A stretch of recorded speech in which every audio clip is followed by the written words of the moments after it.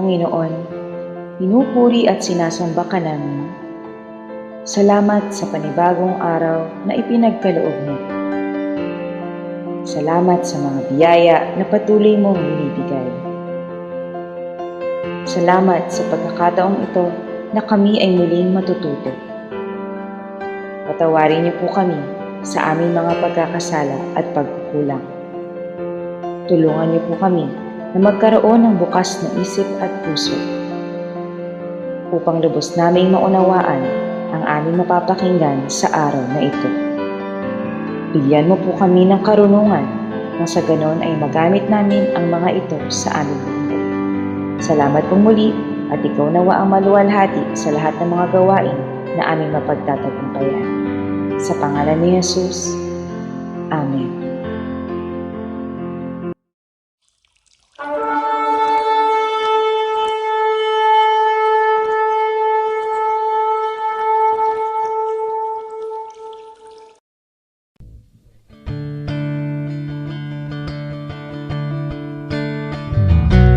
Napakabuti ng ating Diyos, di siya nagbabago. Napakabuti ng ating Diyos, di siya nagkukulang. Itaas ang ngalan niya, lahat ng nilikha. Napakabuti nga ng ating Diyos. Napakabuti ng ating Diyos, di siya nagbabago. Napakabuti ng ating Diyos, di siya nagkukulang. Itaas ang ngalan niya, lahat ng nilikha. Napakabuti nga ng ating Diyos. Nais ko'y magpasalamat sa ating Diyos. Nais ko'y magpuri, itaas ang ngalan ni Jesus. Napakabuti ng ating Diyos, di siya nagbabago. Napakabuti ng ating Diyos, di siya nagkukulang. Itaas ang ngalan niya, lahat ng nilikha. Napakabuti nga ng ating Diyos. Nais ko'y magpasalamat sa ating Diyos. Nais ko'y magpuri, itaas ang ngalan ni Jesus. Napakabuti ng ating Diyos, di siya nagbabago. Napakabuti ng ating Diyos, di siya nagkukulang. Itaas ang ngalan niya, lahat ng nilikha. Napakabuti nga ng ating Diyos. Nais ko'y magpasalamat sa ating Diyos.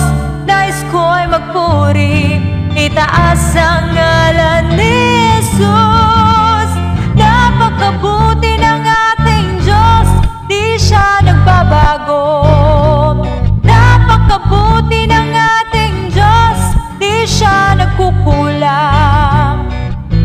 Itaas ang ngalan niya, lahat ng nilikha. Napakabuti nga, napakabuti nga,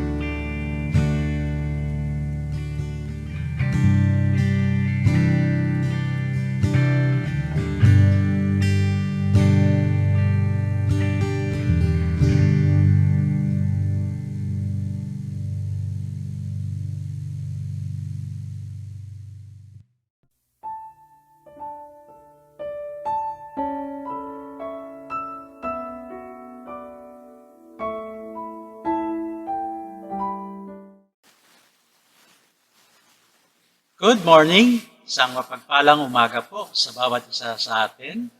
Today is Sunday at tayo po ay mapalad na makakasama natin ang Panginoon sa isang gawain ng Christ Appointed and Choosing Community Church na tayo po ay sama-sama na magpupuri, magpapasalamat sa Panginoon dahil siya ay mabuti, siya ay tapat sa bawat isa sa atin. Kaya sa umagang ito, mga kapatid ko, mga minamahal ko, samahan niyo po ako na magbulay-bulay ng salita ng Panginoon sa ating pag-aaral ng kanyang mga salita. At sa umagang ito, binabati ko po ang bawat isa na nakikinig sa gawain na ito. Diyan po sa mga kapatiran natin sa Baguio City, sa La Union, sa Pasay City, sa Bacoor, sa Las Piñas, sa Bohol, sa Negros Occidental, at sa lahat po ng sulok ng ating bansa, maging po sa mga kapatiran natin na sa abroad, isang magandang umaga po sa bawat isa sa atin. Lakpakan natin ang Panginoon. Praise the Lord. At sa umagang ito, mga minamahal, inanyaan ko po ang bawat isa sa atin. Nabuksan natin ang ating mga Biblia sa Book of Acts. Acts chapter 2, verse 1 to 4. At sa umagang ito, pagbulay-bulayan po natin ang salita ng Diyos na ating babasahin mula po sa verse 1 hanggang 4 ng Acts chapter 2. Kung nandiyan na po sila, ay sundan nyo na po at babasahin ko na po. Sabi dito, at ng araw ng Pentecostes ay ganap na dumating. Silang lahat ay may pagkakaisa sa isang lugar at biglang dumating sa isang ugong sa langit na gaya ng isang magipis na malakas na hangin at pinuno nito ang buong bahay kung saan sila nakaupo. At may lumitaw sa kanilang humihiwalay na mga dila na katulad ng apoy. At ito ay nanatili sa ibabaw ng bawat isa sa kanila. At silang lahat ay napupuno ng Espiritong Banal na nagsimulang magsalita sa ibang mga wika habang ang Espiritu ay binigyan sila ng pagbibigkas. Salamat po sa pagbasa ng salita ng Panginoon at tayo po ay patuloy sa presensya ng Diyos. Tayo po ay manalangin. O dakilang Diyos, makapangyarihan sa lahat, Lord, salamat muli sa pribileyo na makasama ka namin sa umagang ito. Salamat po, Panginoon, dahil patuloy niyo po pinapadama ang iyong kabutihan, ang iyong pag-ibig, at patuloy kayo po, Panginoon, ang nangunguna at nag-aari sa kaligtaan ng bawat isa. Panginoon, sa oras na ito, nakikita mo, Panginoon, kung gaano po kahirap ang mga sitwasyon ng bawat isa sa amin. But truly, O God, we believe in your word. We believe in your promises na hindi nyo kami iwanan, pabayaan sa anumang laban ng aming mga buhay. Kaya sa umagang ito po, Panginoon, dalangin ko po, Panginoon, ang kapayapaan mo, kaganakan mo, ay patuloy na dadaloy at dadaloy po sa buhay ng bawat isa sa mga kapatid ko na nakikinig sa gawain na ito. Panginoon, dalangin namin na samahan niyo kami ng iyong banal na Espiritu. Patuloy, kayo po magbigay sa amin ng katalinuhan, kaunawaan sa inyong mga salita na aming pagbulay-bulayan sa umagang ito. Nagbigay ito ng kalakasan at gabay sa araw-araw namin na pagbuhay. Salamat muli, Panginoon, sa pribileyo na binigay niyo sa amin. Ito po ang aming dalangin sa matamis na pangalan ng Panginoong Jesus na iyong anak namin kapagligtas. Amen, amen, at amen. Muli, palakpakan natin ang Panginoon. Praise the Lord. Isang magandang umaga po sa mga nahuhuli dyan na nagbukas ng kanilang mga Facebook. at nanonood ng ating live service, Sunday service sa umagang ito. Isang magandang umaga po sa inyong lahat. Kumusta na po kayo? I believe that God is good and all the time, and all the time, God is good. Praise the Lord. At sa ating pag-aaral ay kinuha natin sa buko ng Acts chapter 2 verse 1 to 4. At ang pamagat po ng ating aralin sa umagang ito, the day of Pentecost. The day of Pentecost. So mga minamahal, mga kapatid ko, may isang kwento, may isang sandayal na binigay doon sa isang tribo na nakatira doon sa malalim na kagubatan. Wala silang kaalaman, wala silang idea kung ano itong instrumento na binigay. But it was unlike anything they had ever seen before. Hindi pa nila nakikita.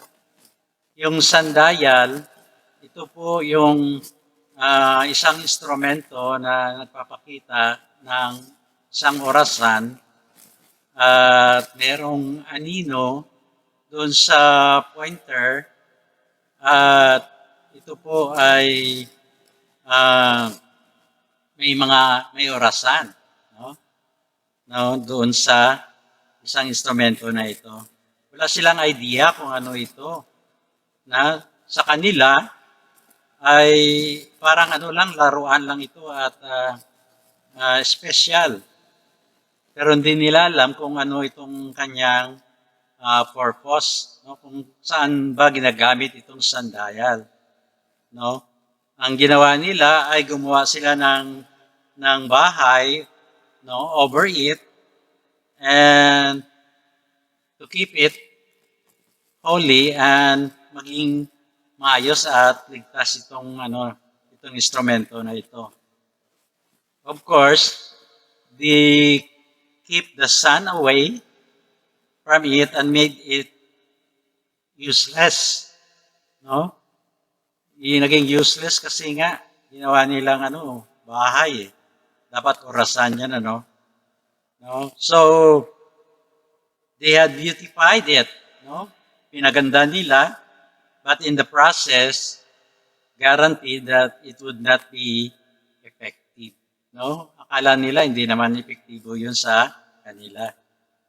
No? So mga minamahal, mga kapatid ko, paalala po, no?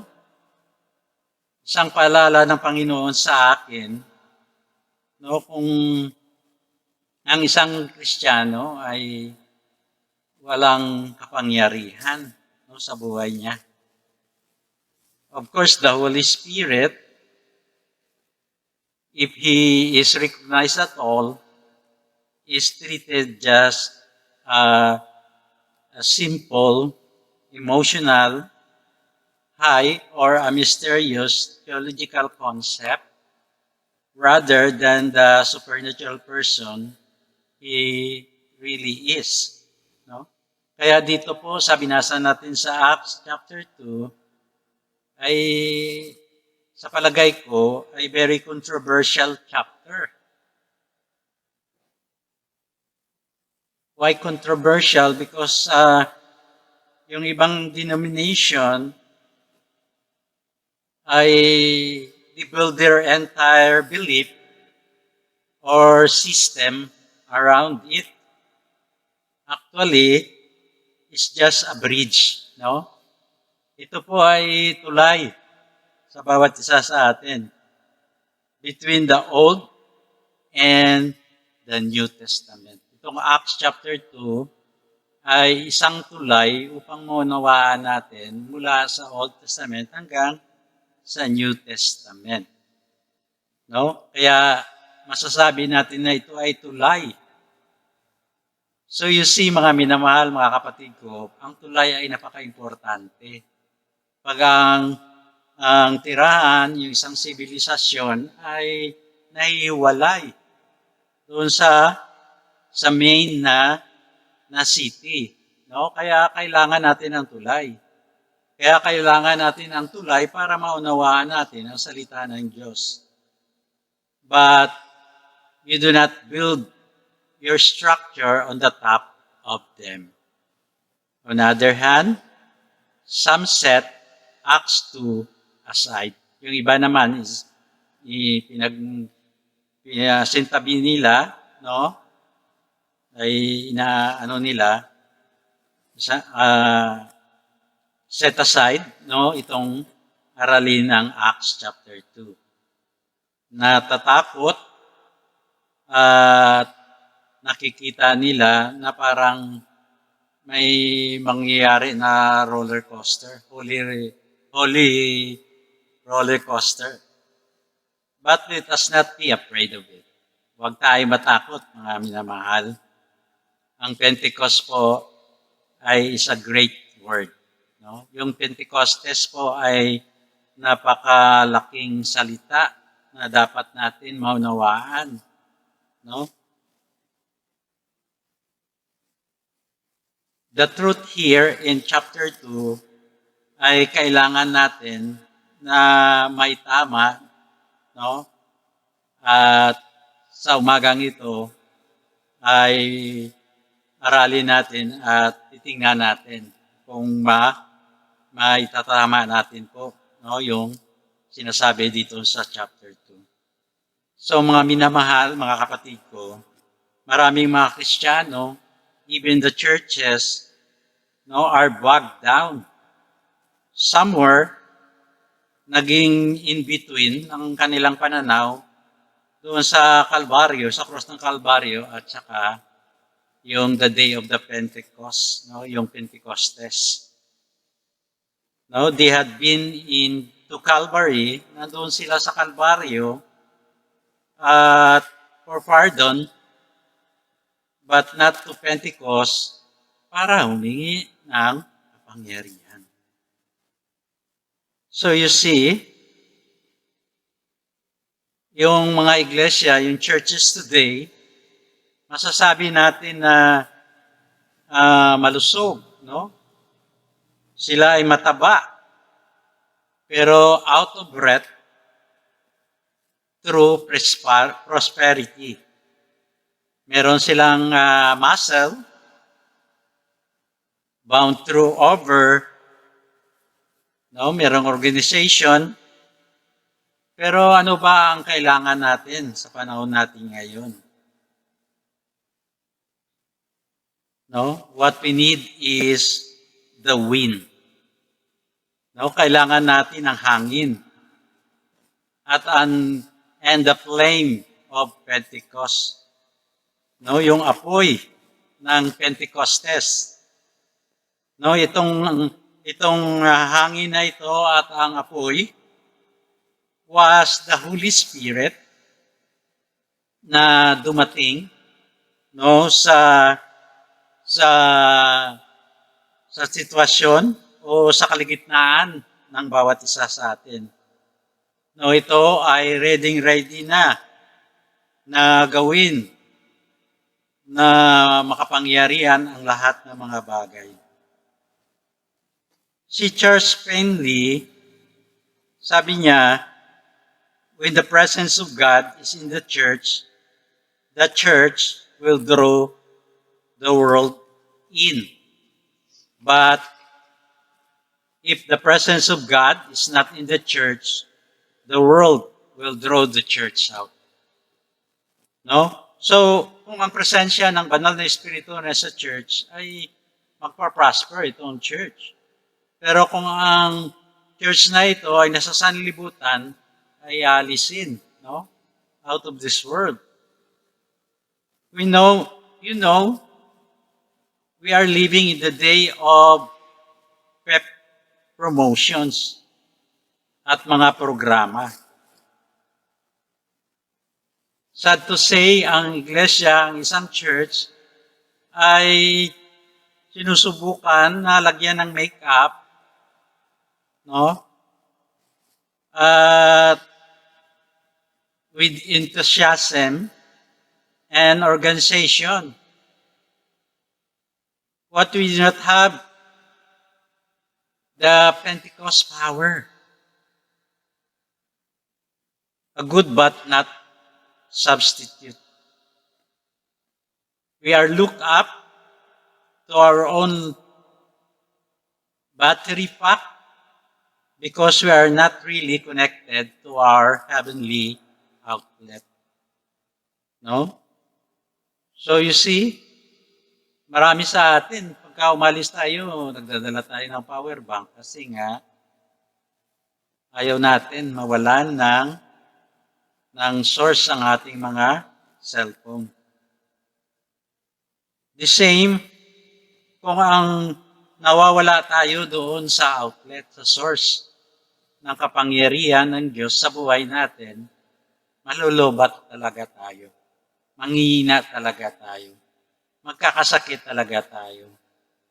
Marami tayong pagsubok na maranasan sa ating buhay kasi hindi tayo nakaugpong doon sa pinagmulan. No? Who is the source of our faith? Sabi nga ng Hebrews, di ba? Look unto Jesus, the author and the finisher of our faith. That's why kailangan natin makonect doon sa heavenly outlet. No? May isang kwento, maraming taon nakalipas, si Bailey Graham ay nagbisita doon sa isang napakalaki na iglesia, sa isang church. No, yung pastor, sabi ng pastor doon, sabi niya sa kanya, meron akong malungkot na kwento how the church recently na experience ng church na sa the past na araw. Nung sabi ni Billy Graham, ano ba yung nakakalungkot? No, kasi sabi ng kausap niya na pastor kasi ang dumating sa isang punto na nagbubutuhan ng mga membro publicly patungkol sa isang membro na yung merong was being addicted sa pag-iinom po ng alak.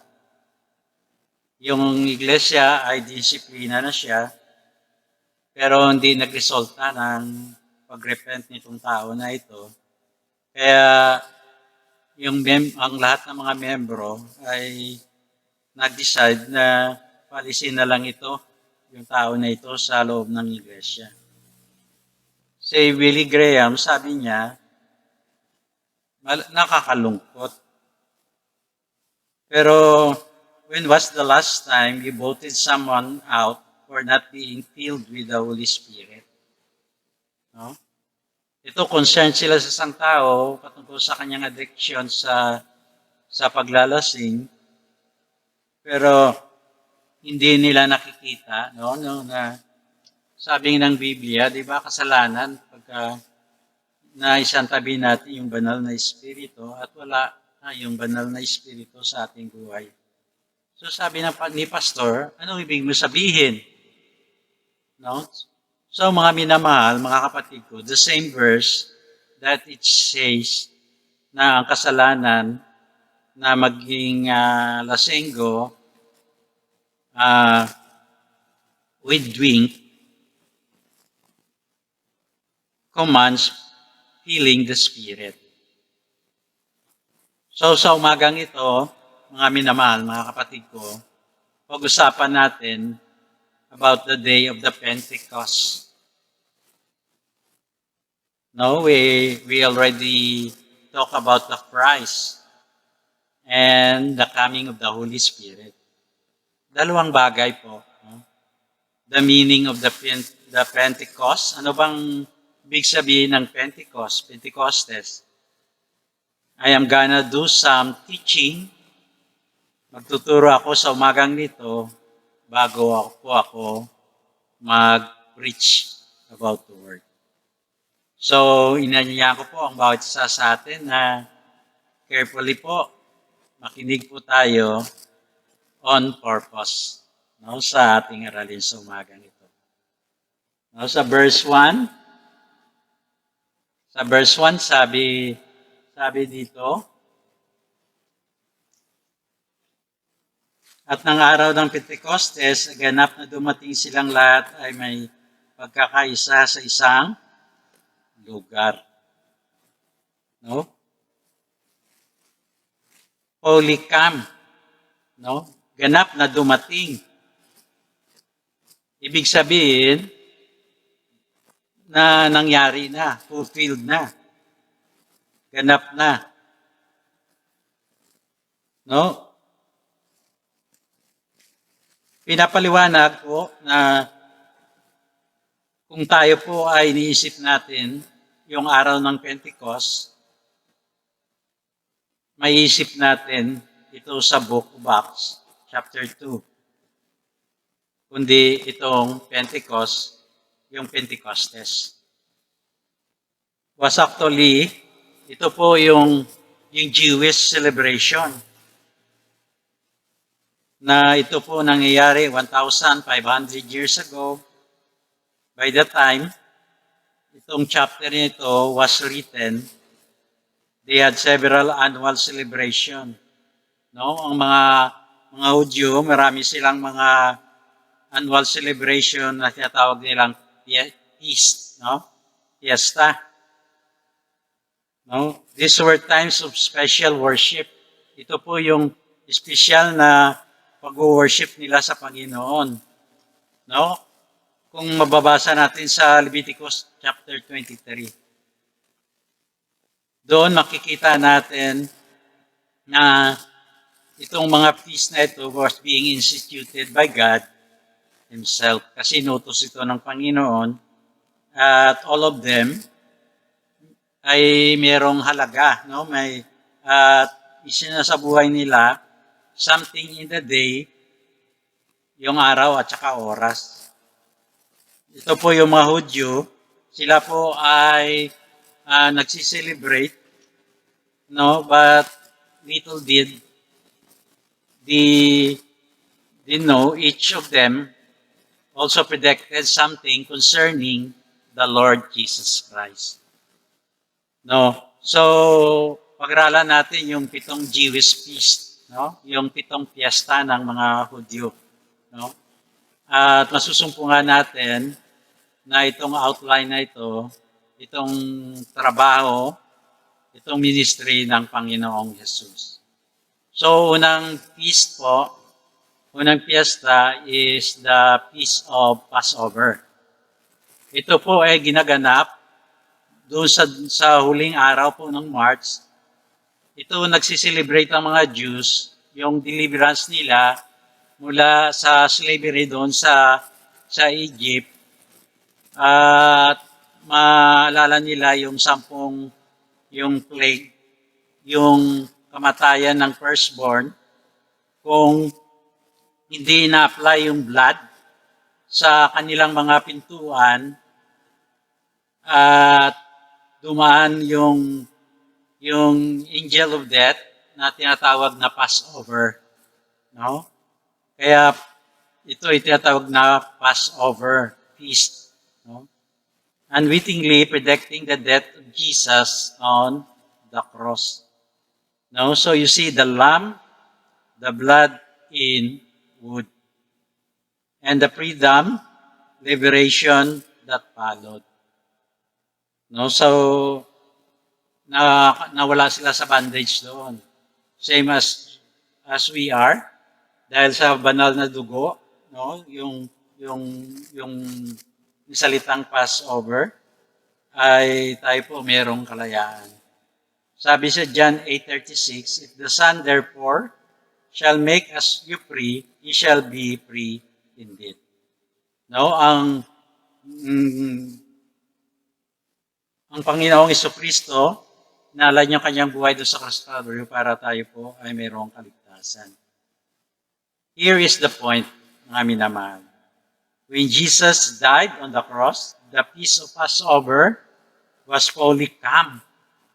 No, fulfilled, dumating na. No, binasa natin sa verse 1. So we no longer celebrate Passover, for it was just a type. Ito ay simbolo. But we have the real thing now. Sabi sa 1 Corinthians 5:7, even Christ our Passover is sacrificed for us. At sa 1 Peter 1:18-19, for as much as we know that you were not redeemed with corruptible things as silver and gold, but with the precious blood of Christ as of the Lamb, without blemish and without a spot. No, so you see, no, yung unang feast po ay the feast of Passover. No, yung the angel of death, no, ay dumaan. Kaso lang, yung mga doorpost po ng mga Israelite ay may tatak ng dugo, no? Sila ay na-spare. Tayo po ay tumanggap sa Panginoong Jesus at binayaran niya ang buo ng kanyang banal na dugo doon sa Cross Calvary, yung ating mga kasalanan. Then, meron na tayong kaligtasan. Yung pangalawang feast po, pointed to be a burial of Christ.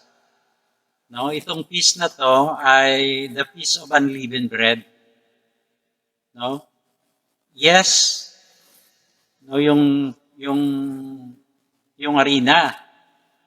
Yung leaven is a symbol, symbolic. No, ito po yung leaven ay ibig sabihin yung kasalanan. No, yung katawan ng Panginoong Yesus, yung tinapay, yung paglibing sa kanya, nilagay sa ground, no? Yung unleavened bread, siya ay walang kasalanan, without blemish, no? Sabi sa John 12:24, takes on a deeper meaning. Verily, verily, I say unto you, except you were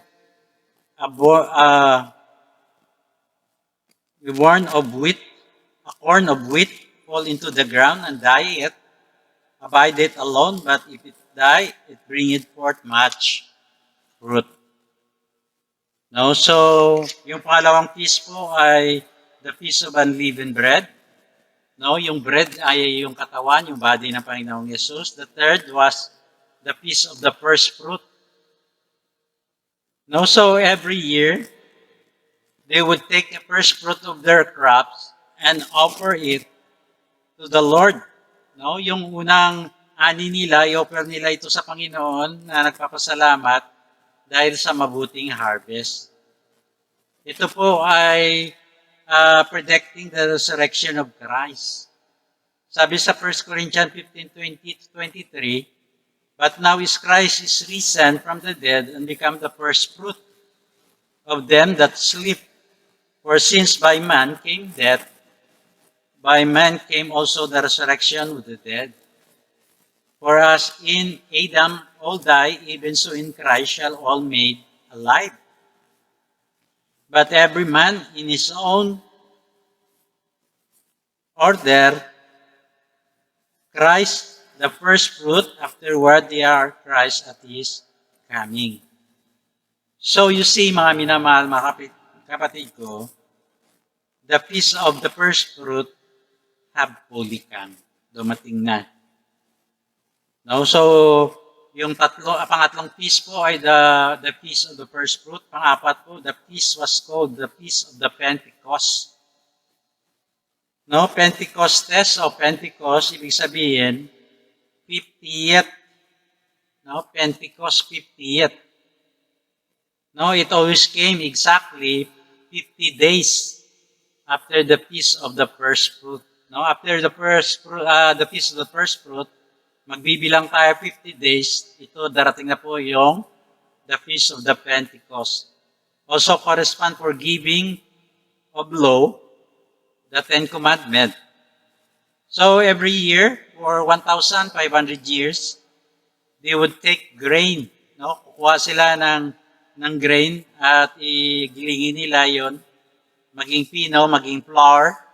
I-mix nila ito ng oil, gawing dough. I-divide nila ito ng dalawang loaf of bread. No? Gagamitan ng yeast, the leaven. Unlike the Passover would sacrifice 10 animals, no, 7 lamb, 1 young bull, and 2 rams. So, ano ba itong nagsisimbolo ng mga bagay na ito? Alam natin yung Feast of Passover, kasi ito yung nagpe-predict ng kamatayan doon sa cross ng Kalbaryo ng Panginoong Yesus. The unleavened bread, the Feast of the unleavened bread. Ito yung paglibing. No? Yung the Feast of the first fruit na predicted, na ito yung pagkabuhay niya, the resurrection. What did the day of the Pentecost predict 1,500 years? Ito po yung darating na po ang banal na espiritu, no? Yung pagkasilang ng New Testament Church. So sa Old Testament, 10 hayop ang isakripisyo. Ito ay nagre-represent ng kabuuan, no? The completeness ng kaligtasan ng mga Israelite. Yung oil symbolize the Holy Spirit. Yung grain of wheat, ito po yung nag-represent ng bawat isa sa ating individual. Separate before Pentecost, but ground and made by the Holy Spirit. So you see, mga minamahal, mga kapatid ko, 2 loaf, no, ng tinapay. Ito po, it is because yung iglesia or the church. The church was comprised of both Jew and the Gentile. No, kaya 2 loaf ng tinapay kasi ang iglesia ay nahati sa 2, no? Yung Jew at saka Gentile. Bakit yung leaven? Yung leaven, kanina sabi natin, ito po ay naglalarawan ng kasalanan. So ito po ay isang reminder, paalala sa bawat isa sa atin, that though indwelled by the Holy Spirit, kahit tayo po ay merong banal na espiritu, hindi pa rin po tayo nalilibre sa paggawa ng kasalanan. Kasi palagi natin na nire-reason out na tayo po ay mga tao lang at lagi nahuhulog sa pagkakasala. So, you see, kahit na meron tayong Holy Spirit na nananaan sa atin, hindi pa rin po tayo makakaiwas na makakasala. No? Kasi sabi nga ng Romans, di ba, for all have sinned come short to the glory of God. So, by the way, na-mention ko po na itong mga piyesta, itong mga feast, ay nangangulugan na si Moses po, tinanggap niya yung 10 Commandment. At doon sa taas ng bundok ng bumaba siya, nakita niya po yung mga Israelite, yung mga tao na nagkakasala. At si Moses po ay nagis niya po yung 10 Commandment at na broke, no? Yung daladala niya po, no? Na ginawa niya doon sa taas, na sinulatan ng Panginoon doon sa taas po ng bundok. So, mga minamahal, mga kapatid ko, kung tatanungin po ang bawat isa sa atin ng ganitong katanungan, how many got saved in Acts 2 where the Holy Spirit came? Ilan ba ang naligtas doon sa panahon ng Pentecost doon sa Acts 2 nang dumating ang banal na Espiritu. No, sa verse 41, 3,000. So you see, when the Holy Spirit came, the peace of Pentecost was fully come. No? Dumating. Ang banal na Espiritu ay dumating fully come. At sa verse 5, at yung panglimang peace pala, ay the peace of trumpet. No? Yung piyesta, no? It always begin with a blast of horn. Siyempre, pagka may trompeta ay inipan. Di ba? Pagka nagsisimula tayo, nag-iip tayo ng trompeta, ibig sabihin, mag-assemble na tayo. What is the next event in the Bible prophecy? No, ano ba pagka naipa na yung trompeta? Darating na po yung pagdagit, yung rapture. I-announce na ng trompeta ng mga anghel ng Diyos. Yan po ang ibig sabihin po ng Pentecost. So, kanina, tinanong natin ano bang ibig sabihin ng Pentecost. Ngayon, pangalawa, the miracle of Pentecost. It will take 3 weeks to cover all. No? 3 linggo na makover natin yung 3 mirakulo na ito. We will introduce them now. No? So, yung unang miracle po na nabasa natin sa verse 2, no? Nang dumating, silang lahat ay pagkakaisa sa isang lugar. No? Ito yung miracle number 1. At sa verse 2 pala. At biglang may dumating sa isang ugong mula sa langit gaya ng isang magibis na malakas na hangin at pinuno nito ang buong bahay kung saan sila nakaupo. No?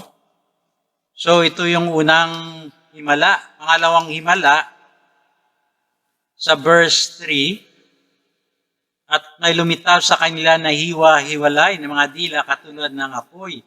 At ito ay nanatili sa ibabaw ng bawat isa sa kanila. No? So, miracle number 2, no? Ito yung dila ng apoy. No?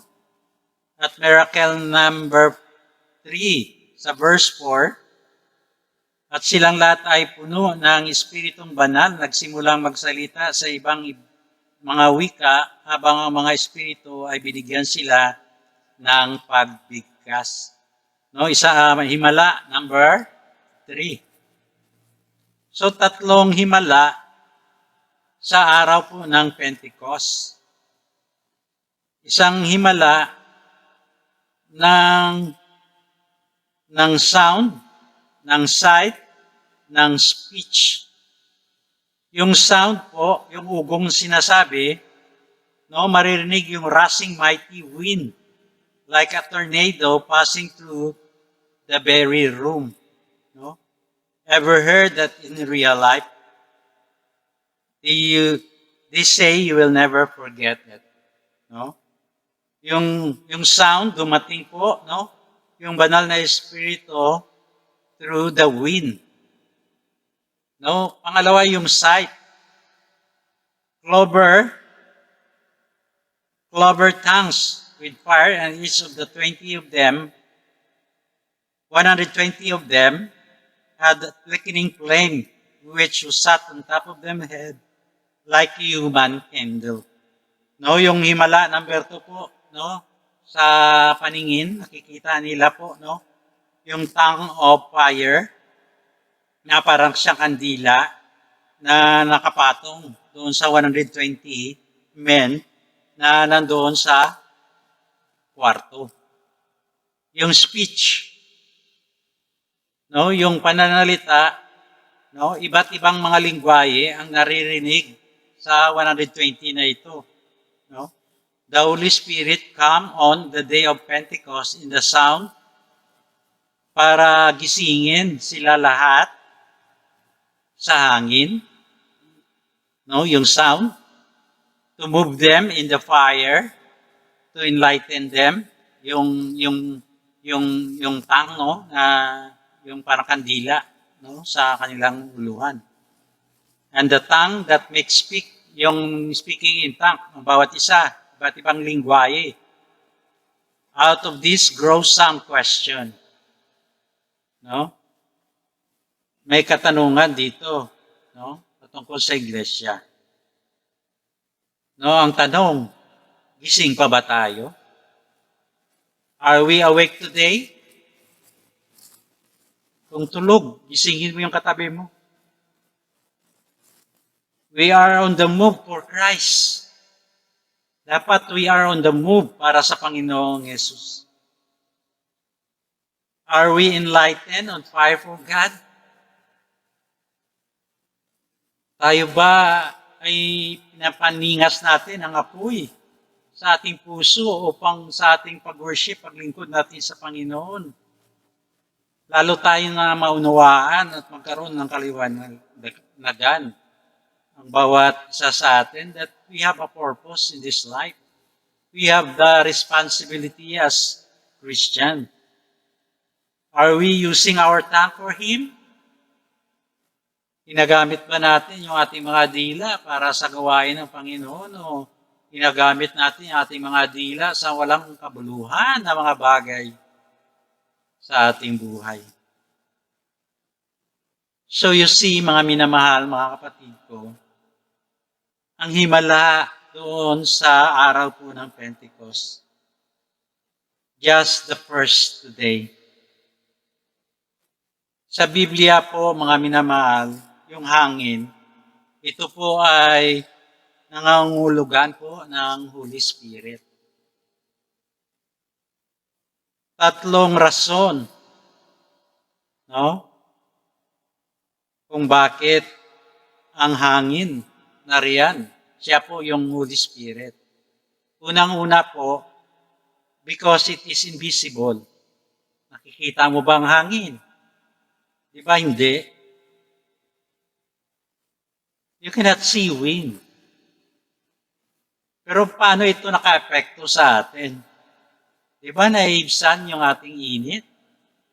Nagkakaroon tayo ng magandang pakiramdam kasi may lamig tayo naramdaman dahil may hangin. Yes, mga minamahal, but not wind. The wind. Cannot take a picture of the wind. Hindi mo mapicturean kung anong tsura ng hangin. Contrary to what you may have heard, it cannot be broken. Hindi rin ito masisira. Sabi sa John 3:8, the wind bloweth where it is listed, and thou hearest the sound thereby, but cannot tell whence it cometh, and whither it goeth. So is everyone that is born of the Spirit, yet me say, I will believe it when I see it, but not until. No? So we have the Holy Spirit. Hindi man natin nakikita, but meron tayong panampalataya. Di ba ang panampalataya ay mga bagay na hindi natin nakikita, pero tayo naniniwala. Hindi natin nakikita ang Diyos, pero we believe in God. So that's it. The Holy Spirit is in the wind. Hindi natin nakikita, but we can feel it.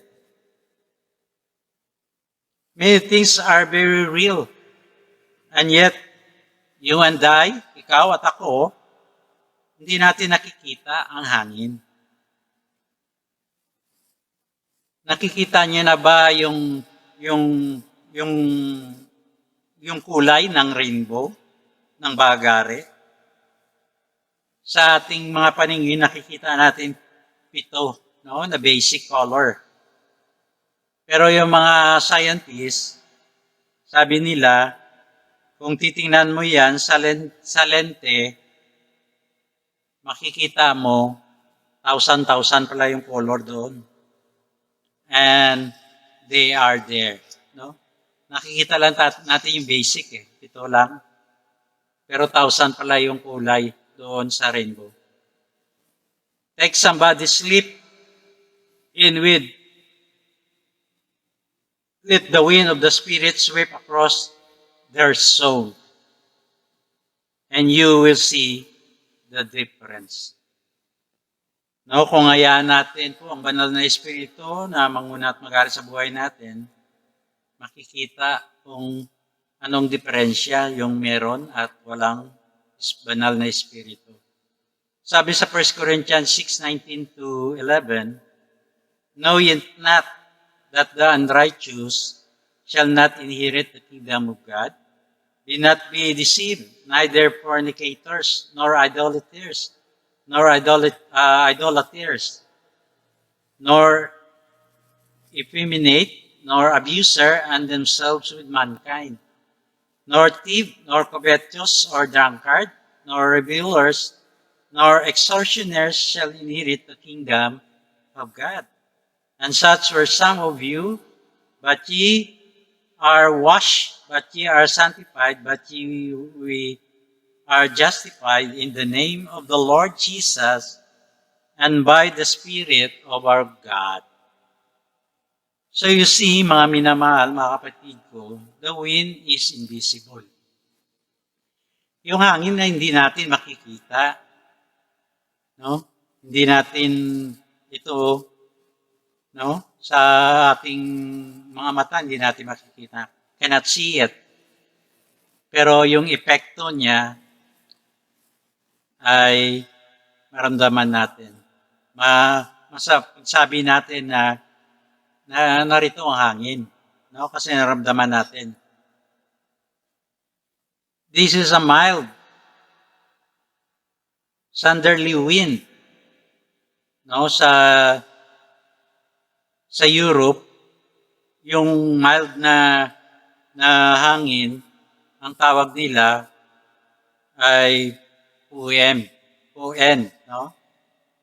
At ito po ay na it blows up galing sa Mediterranean Sea at dadalhin niya going. At magdudulot pala ito ng yung isang weather sa kanila, yung spring.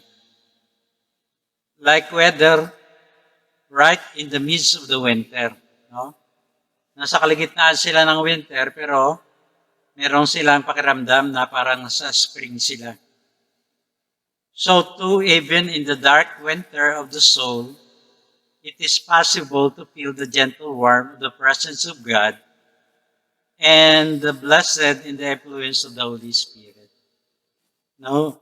Posible pa rin po no, yung haplos ng pagmamahal ng Panginoon in the midst of ang kaluluwa ay nasa kadiliman, ngunit nakipagdigma pa rin yung kaliwanagan at maramdaman pa rin ng tao yung warm, gentle warm presence ng Diyos at ma-influence pa rin ang tao through the Holy Spirit. No, so you see, mga minamahal, unang-una, ang wind po ay invisible, hindi natin nakikita. Pangalawa, because it is irresistible. No, hindi natin pwedeng pigilan yung hangin eh. Kung tubig, pwede natin pigilan kung lalagyan natin ng harang eh. Pero ang hangin, kahit anong harang mo lulusot at lulusot pa rin yun. Kaya masasabi natin irresistible. At control it. No? Hindi natin itong makokontrol with our scientific expertise. No? Yung, di ba, pagka yung hurricane ay parating sa dalampasigan, ay meron tayong magagawa kasi parating nakikita natin. No? May isang preacher at gusto niya mag-preach patungkol doon sa sa hangin, yung simbolo ng Diyos. Kaya tinanong niya yung kanyang kaibigan na merong kaalaman patungkol sa hangin. No, so sabi niya, gusto ko sana malalaman patungkol sa hangin kasi ikaw ay naranasan mo na ikaw ay kapitan sa isang barko, ay alam ko na meron kang kaalaman patungkol sa hangin. No? All about wind. Kasi naglayag ka at ang hangin, kaya tinanong niya itong tao na ito patungkol kung ano ang nalalaman niya patungkol sa hangin. Itong kapitan na ito sumagot, sabi ko sa iyo ang katotohanan. Hindi ko talaga alam. Wala akong alam patungkol sa hangin. Napaka-misteryoso. Ngunit sasabihin ko sa iyo kung anong ginawa ko.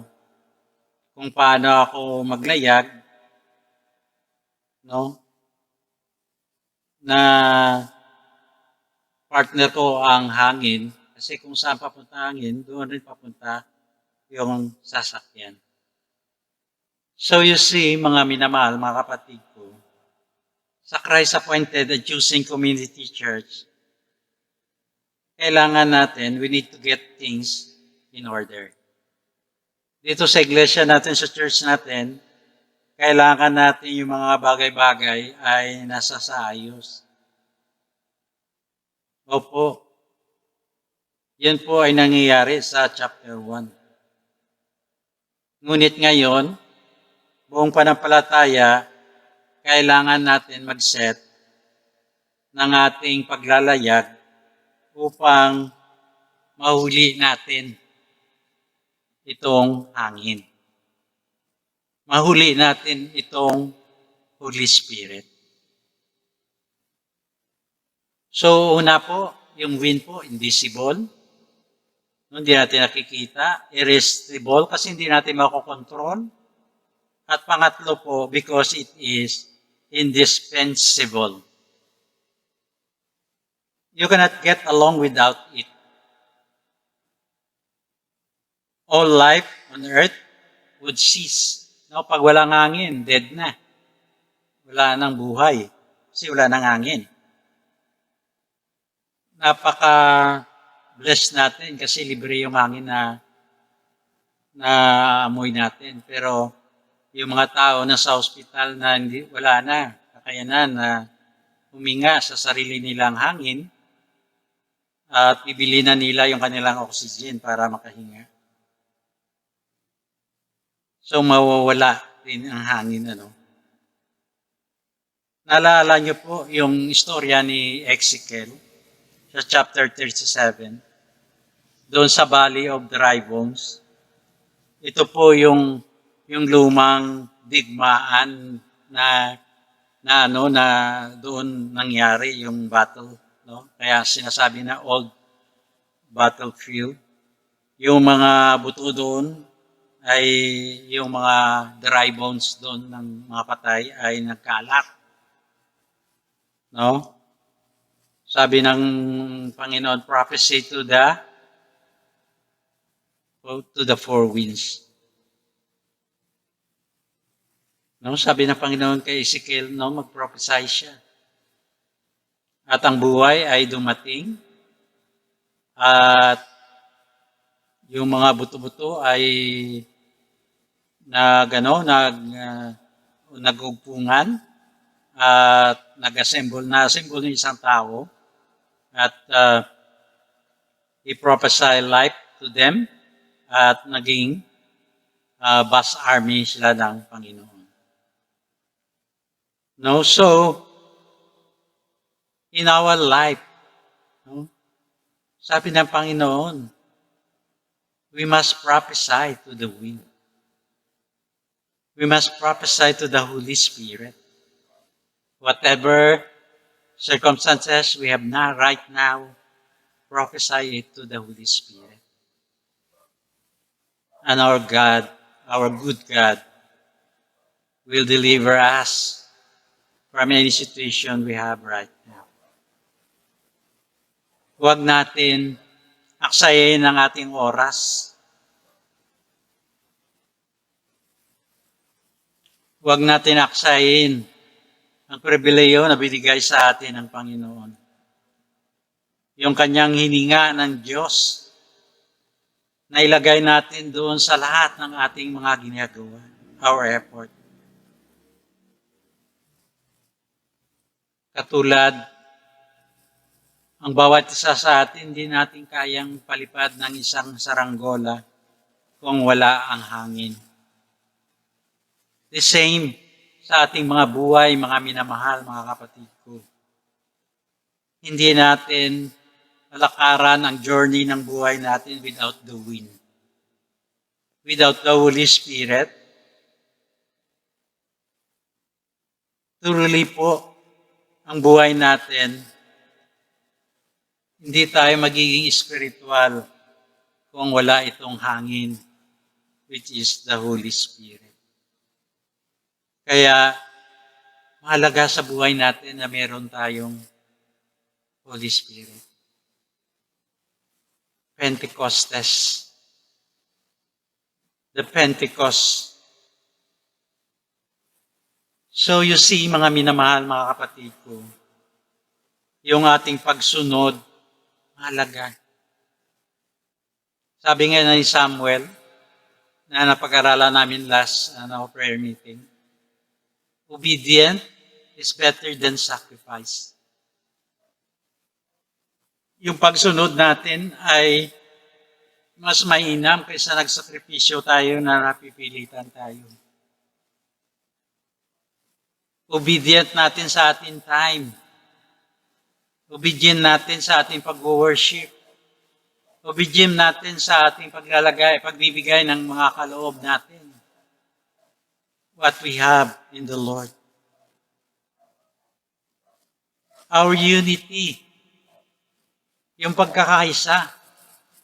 Sabi sa Psalms 133, pagka tayo ay united, mayroong pagpapala. Leadership, lahat po tayo dapat leader na eh. Hindi lang si pastor. Lahat tayo leader na sa iglesyang ito at tayo po ay magbabahagi na sa salita ng Diyos. We have the Spirit. And prayer. Nakakalungkot, nakakaligtaan natin manalangin. At nakakalungkot. Ilang minuto ba ang ginugugol natin sa panalangin? Nananalangin tayo pagka meron tayong siliranin. Meron tayong problema, meron tayong sakit. All the time. Magpag-communicate tayo sa Panginoon. Siya yung source eh. Kung disconnected tayo, nako. Diba? Pagka wala ng church, ang cellphone mo, choppy na. Hindi natin maririnig kung anong sinasabi ng kausap natin. The same is true sa buhay natin bilang manampalataya, bilang anak ng Diyos. Dapat klaro ang komunikasyon natin sa Panginoon through prayers.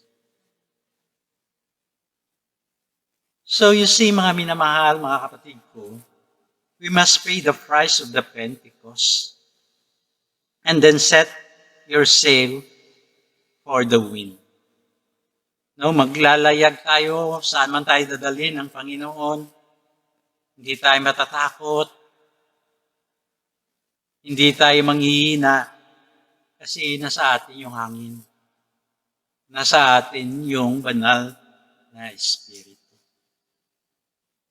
The day of Pentecost. So you say, mga minamahal, mga kapatid ko, this is the day of the Pentecost. We have the Holy Spirit. And the Bible says that we are so blessed that we have the Holy Spirit. Pinagpala na tayo ng Panginoon. Meron siyang plano sa iyo, sa akin, sa lahat na nakikinig. Ang plano ng Panginoon sa iyo, no? Bigyan ka ng mabuting buhay, hindi ka sasaktan, kundi bibigyan ka ng masaganang buhay. So you see, mga minamahal, mga kapatid ko, napakahalaga kung meron tayong Holy Spirit sa ating mga buhay. So that's it. Palakpakan natin muli ang Panginoon. Praise the Lord. Sa po. Tayo manalangin. Dakilang Diyos, makapangyarihan sa lahat, Lord. Salamat po sa natapos naming gawain. Salamat po, Panginoon, sa iyong mga salita na aming pinagbulay-bulay sa umagang ito. Acts chapter 2, verse 1 to 4. Panginoon, nakita namin po ang kalagahan ng hangin. Hindi namin nakikita, but we believe. At may epekto yun sa aming mga buhay. Nagbibigay ng comfort, nagbibigay ng kalakasan, nagbibigay ng kagalingan, nagbibigay ng pagpapala sa aming mga buhay. At Father God, sa oras na ito, dalangin ko, Panginoon, that your grace and your mercy be upon us, O Lord, that your favor upon favor will come to us, O God.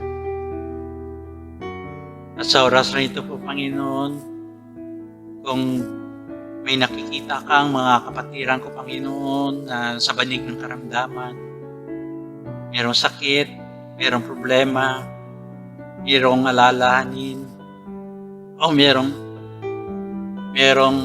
kawalan po, Panginoon, sa mga pangangailangan sa oras na ito. Father God, sa pangalan ng Panginoon Jesus, restore mo ito po, Panginoon. Pagalingin niyo sila sa kanilang karamdaman. Supply mo, Panginoon, physically, spiritually, mentally, and financially po, Panginoon. Supply mo sa bawat isa. I-restore mo, Panginoon, whatever the enemy have stolen from us, O God. At Panginoon, palain niyo po ang bawat isa. Maging ito po, Panginoon, sa kanilang trabaho, bless them. Maging ito sa kanilang negosyo, palain mo, Panginoon. Maging ito sa kanilang pag-aaral, pagpalain niyo po, Panginoon. Any curse or negative words against them, I declare null and void in the name of Jesus. Mga minamahal, mga kapatid ko, itaas natin ang ating kanang kamay at tanggapin niyo po ang pagpapala ng Panginoon. The Lord bless you and keep you. The Lord make His face shine towards you and be gracious to you. The Lord extend His face towards you and give you peace. And the Lord give you shalom, shalom, shalom. Praise the Lord. Palakpakan natin ang Panginoon. Muli po, isang magandang umaga po sa bawat isa sa atin. So, I encourage each and every one of us na patuloy pa rin po natin suportahan ang ating gawain every Sunday. Live pa rin po tayo. Hanggat hindi pa tayo pinapayagan na mag face-to-face talaga na wala nang restriction. It's either vaccinated or not. Ay yun ang panahon na tayo po ay magharap-harapan na po na mag-worship, samba sa ating Panginoon na buhay. Now, so, salamat po sa mga kapatiran natin. Diyan po sa Baguio City, sa Pasay, sa Bacoor, sa Las Piñas, sa Bohol, at sa lahat po ng sulok ng ating bansa na nakikinig sa gawain na ito ng Christ Appointed and Chosen Community Church. I encourage each and every one of us na patuloy pa rin natin ibigay ang ating mga tithes and offering. Salamat po sa mga kapatid natin na patuloy po na nagbibigay. Salamat po sa buhay ninyo at patuloy pa rin po na nagagamit yun sa kaharian ng Panginoon, sa expansion ng kanyang kaharian dito po sa lupa at nagagamit po sa ministry po ng ating iglesia. So, I encourage po sa inyo, hindi Hindi malaga kung maliit o malaki ang ibibigay nyo. Alam ko po na ang Panginoon ay gagantipalaan tayo according, no? Kung ano po ang nilalaman ng ating puso, ang ating pag-iisip. So, bigay lang tayo pag may time po tayo at kung wala naman po tayong time na makapunta tayo sa ating sa bangko, pwede nating hulog sa ating Metrobank account, no? Christ Appointed and Choosing Community Church Incorporated. No? So, salamat po sa bawat isa sa atin. Yung ating prayer meeting, 8 p.m. pa rin po every Wednesday. No? So, patuloy lang natin suportahan at patuloy tayo manalangin sa bawat isa. Magpalakas lang tayo, magpalakasan lang tayo sa bawat isa sa atin sa araw-araw. No? Patuloy natin po, suportahan po ang gawain natin. No? So, happy birthday po sa mga nagdadaos po ng birthday sa month of November. At happy anniversary sa mga nagdadaos din po ng kanilang mga anniversary. At salamat po sa bawat isa na narito po sa gawain na ito. At muli po, see you next Sunday. Shalom na po. Shalom, shalom. Shalom na po. At babay na po. Palakpakan natin muli ang Panginoon. Praise the Lord.